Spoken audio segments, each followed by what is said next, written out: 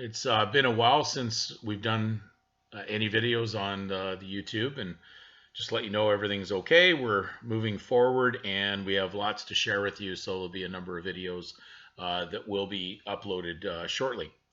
So anyways, today's subject matter, we've just kind of come up with a word that reflects probably a better meaning of the word democracy.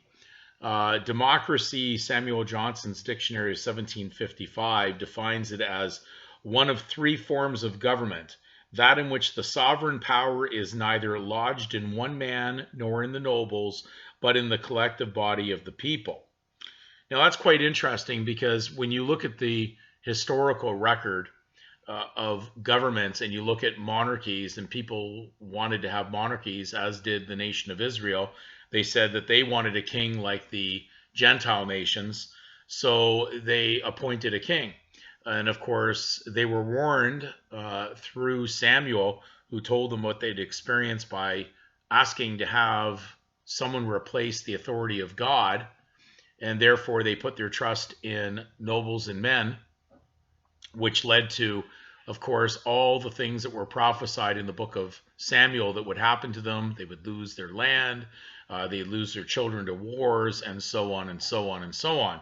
Everything that man has experienced through man government, which is not of God. So democracy, it's now we're going down to a level below what would be a monarchy. Now you don't want a king or even a queen. Now you're saying all the people collectively will share that power, and you'll run it through some kind of crazy voting idea that 51% of the vote actually rules and 49 loses. And my question always is, if 49% were moral and the 51% are immoral people, well, then you've got a real problem going on, because you're going to have a very, very immoral government. And then I look at, too, that the monarchs and the kings, through their power running the commoners, why would they give up that power without laying down a foundation of protection for themselves, without something like that type of government moving in to replace them? Why would they do that unless they were going to benefit from it?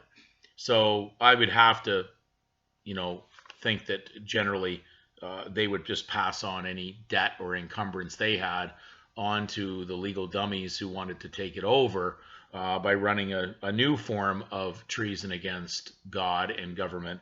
So they came up with democracy.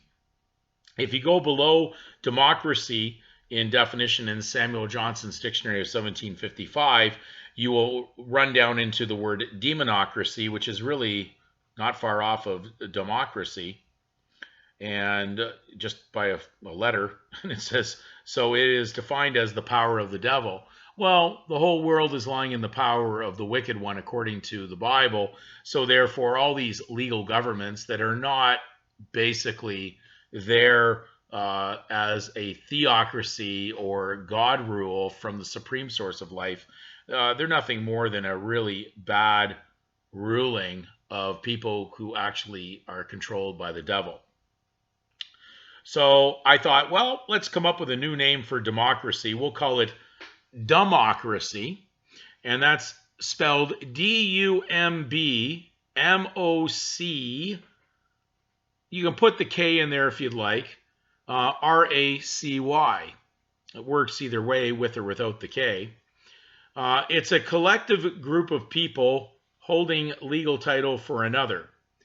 To be clear, a man or woman gifted a free of legal charge God-given Christian name, holding legal title for the secular state via legal surname, family, debtor, assignment, public mask, personhood, by consent, acting as a voluntary participant in the implied social contract theory, devised by lawyers known as the Leviathan, the serpent's contract, or the deal with the devil, and his minions, the Bar Association Devil's Advocates.